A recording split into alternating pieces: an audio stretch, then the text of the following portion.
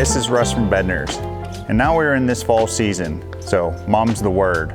So here at Bednar's, we grow about 60 different varieties of mums, and they bloom anywhere from the middle of August to the middle of October. We have a wide variety of different shapes, sizes, and colors. So one of the most frequently asked questions here is, are your mums hardy? And yes, they are hardy, but you have to plant them at the proper time. And what I mean by timing is you should have them in the ground no later than the beginning of September. Ideally, if you can find them in a nursery in the springtime, that is your best time to plant. Because whenever you're buying them, they are in flower mode. So they are putting all their energy into producing flowers versus their roots. So when you buy them in the nursery, get a mum that is not completely in flower, and then you will actually have a better chance of it coming back because it is actually putting roots down into the ground.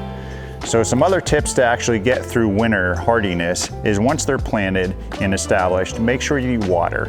They do like a decent amount of water because they are typically pretty root bound by the time you get them in the ground. They do not like wet feet, so do not plant them in an area that actually holds water throughout the winter.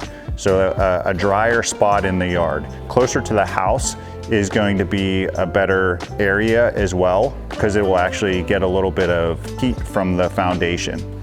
Another tip is to don't actually cut the mum back to the ground during the winter time. Wait until spring.